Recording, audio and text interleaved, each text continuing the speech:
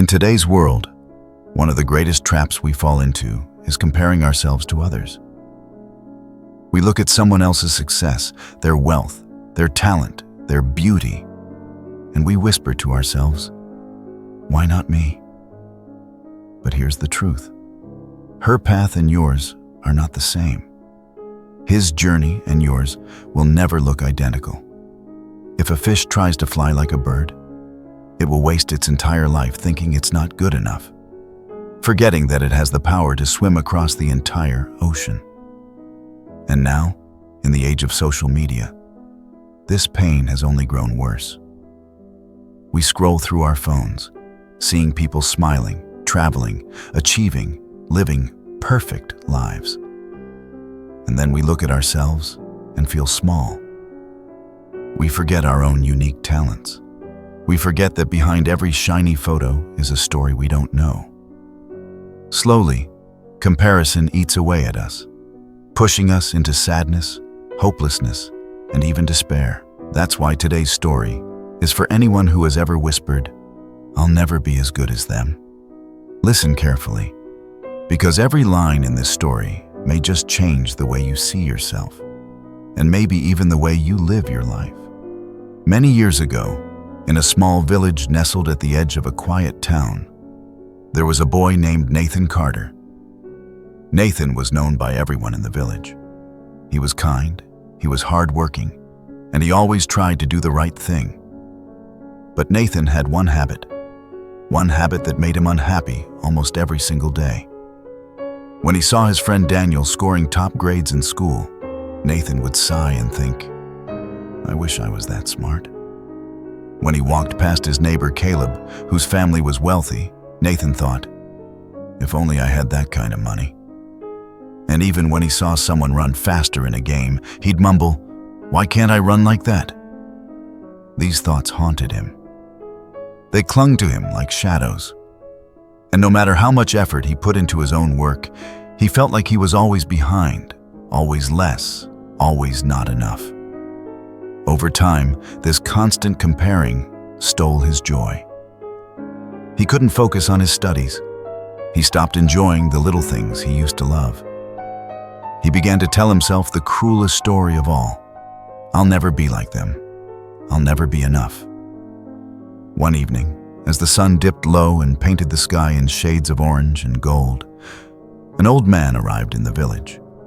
People called him Grandpa William, though he wasn't related to anyone there. He was a traveler, a wise soul who carried stories and lessons wherever he went. Everyone loved talking to him because he always had a way of saying just the right thing at the right time. Nathan, weighed down by his sadness, decided to approach Grandpa William. He walked up slowly, shuffled his feet, and finally spoke.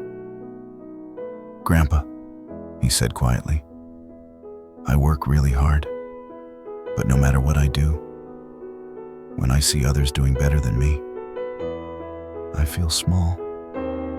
I feel sad. It feels like I'll never be like them."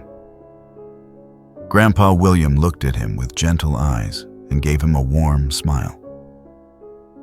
"Come meet me at the oldest oak tree in the village tomorrow morning," he said. "I promise you, the answers you're looking for are waiting there." The next morning, Nathan woke up early.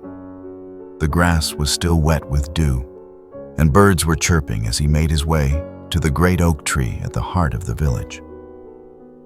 Grandpa William was already waiting there, standing tall, his cane resting against the tree. "Look around, Nathan," the old man said. "Tell me, what do you see?" Nathan glanced around. The forest was alive. "Well, I see many trees. Some are tall, some short. Some have thick branches full of fruit. Others have nothing." Grandpa William smiled. "Now, imagine this. What if the apple tree stood here every day, staring at the coconut tree and saying, 'Why am I so short?' Or the coconut tree looked at the apple tree and complained, 'Why can't I have sweet fruit like you?'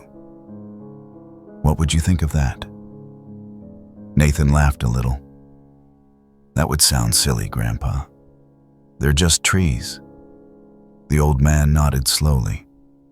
Exactly. And yet, Nathan, isn't that what you've been doing every single day? Nathan's laughter faded. His smile turned into silence. He understood. Now, Grandpa continued, tell me, when you look at this forest as a whole, how does it feel to you? Nathan looked around again. Sunlight spilled through the leaves, dappling the ground. The sound of the wind rustled through the branches. Birds darted from tree to tree.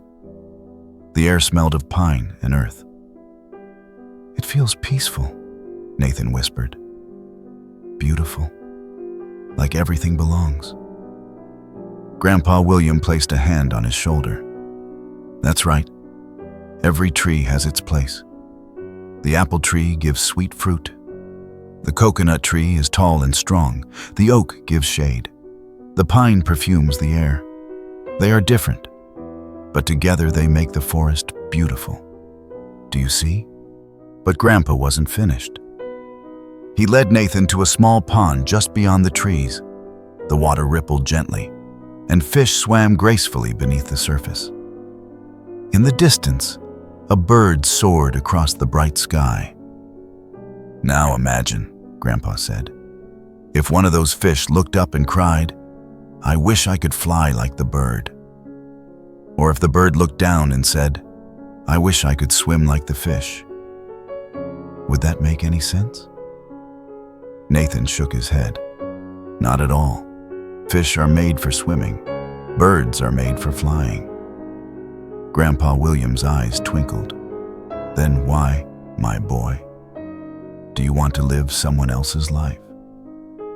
Why do you want to fly in someone else's sky when you were made to swim in your own ocean? You have gifts. You have strengths. Maybe you just haven't seen them yet. Stop comparing. Start discovering. Something shifted inside Nathan that day. For the first time, he understood. He didn't have to be like anyone else. He only had to be himself. From that morning forward, Nathan stopped comparing his path with others. He focused on his own work. He leaned into his own talents. And slowly, something incredible happened. His confidence returned. His energy came back. He started to enjoy life again. Years passed, and Nathan grew into a young man with vision and determination. He poured his heart into his ideas and, with hard work, eventually built his own thriving business.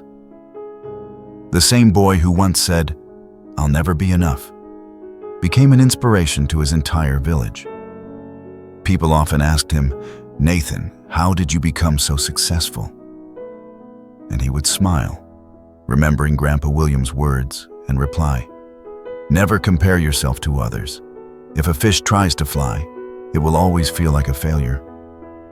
But if it swims, it can own the entire ocean."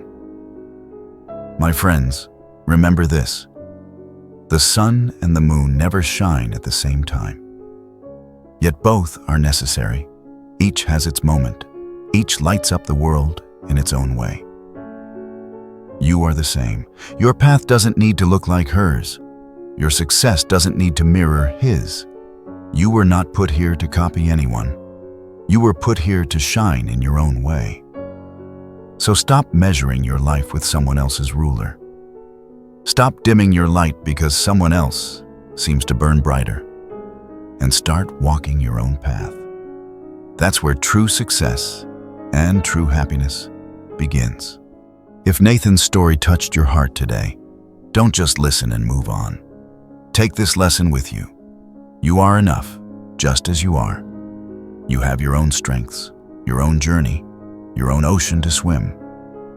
So the next time you feel the urge to compare, pause and remind yourself. The forest is beautiful because every tree is different. If this story inspired you, give it a like. Share it with someone who needs to hear these words, and subscribe for more powerful stories that can change your perspective on life. Until next time, stay true to yourself, stay grateful, and keep moving forward.